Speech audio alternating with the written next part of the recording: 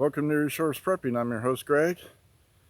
Well, the rain finally stopped after 3 days. I was starting to consider if I needed to build an ark or rent a raft or something else like that. But as you can see, the sun is out and it's like a sauna.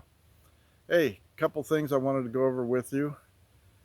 You have a get home bag in your car. It's not a bug out bag. It's a get home bag for short ranges. I use mine for put it in my vehicle when I'm commuting to and from work or to and from short distances for running errands.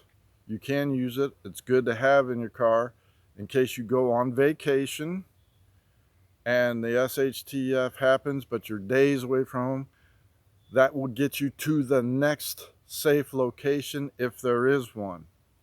A get home bag should contain food that you can eat on the move. Candy bars, protein bars, survival bars, MREs stripped down. It also should contain over-the-counter meds in a Ziploc bag, enough for everybody in your car, not just you. Band-Aids, blister control, extra pair of socks for everybody that is in your car. If you're going on vacation, update the water. If you have pets in the car, include a small bowl for them so they can drink. Leashes would be excellent to have, and collars to keep them with you. A whistle, compass, mylar blankets. Several ways to start a fire. I don't recommend it if you're just short distance from home, and when I say short distance, 20 miles or less. So, I tried it, and just on a short walk, 9.5 miles, my bag was 28 pounds. I went through 3 bottles of water. It was summertime, and I was exhausted by the time I got there in 2.5 hours. I was walking at night, and even though I travel that road at least twice a week, and I've been doing that for years, at night everything looks completely different. So do a day trip and do a night trip and see where you're at. I highly recommend a frame for your bag. If not, keep it light, but I do recommend a waist buckle and shoulder pads. Your children, if they're old enough to carry a pack, should be minimal. Perhaps some water for them, some snacks, over-the-counter meds, a change pair of socks for them. And if you have an infant that you will be carrying, I strongly suggest some changes of diapers, which would come in handy. A handkerchief, always have a handkerchief.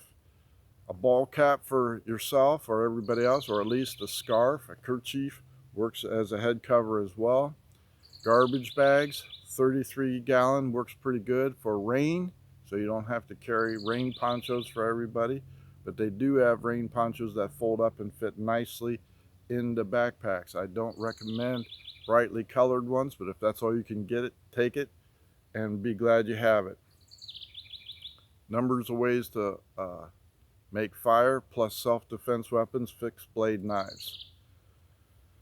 That should be about it. Again, I do have a walkie-talkie that has a range of between 5 or 8 miles, so if I'm stranded at work and SHT happens, which could be a natural disaster, riots, EMP, CME, whatever, and you have to abandon your vehicle, once I get within 5 miles of home base, I can radio and say, hey, I'm on my way, I'm safe, okay?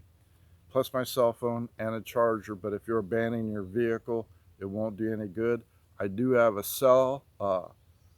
solar panel as well that's portable, but you really won't need it if you're within a day's walk, okay? But if your cell phone's dead, you can open it up, put it on the back of your backpack, and try and charge your phone that way. But again, you won't need it if you're in a day's walk, but if you're stranded and you're walking to your next destination, say you're on vacation and you're heading down to wherever, Florida as an example, and you're a day's drive, which means probably 2.5 days walk if you hustle, you may need that.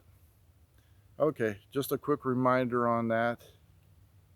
set up a get home bag, including a first aid kit. You've seen the previous one, first aid kits for your car. Include that in your backpack with band-aids, you know, minor injury stuff. Blister control is priority on that one. We're also coming in time for yard sales, garage sales, flea markets, and auctions. Please be aware of those. Keep an eye open on the listings. You can really improve your survival gear by going to those, as well as Goodwill, thrift shops, and so I'm sure you've heard that before. An application I find very useful online is auctionzip.com. Auctionzip.com. Enter in your zip code, your mile radius, and it will give you a listing of the local auctions, live auctions, that you can see what the listing is. They provide pictures.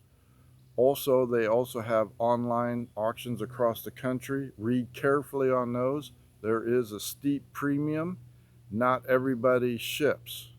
So, as an example, there's some auctions up here in Willoughby, Ohio, but they do not ship. And I do not feel like driving, 3 hours to go there, or Cincinnati or Columbus or something else like that. So read before you buy. You will have to set up an account with Auction Zip before you do that, but it gives you a pretty good idea and a lot of information that you can use.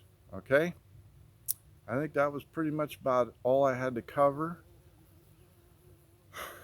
I'm just glad the sun's shining. 3 days of rain. It was pretty rough.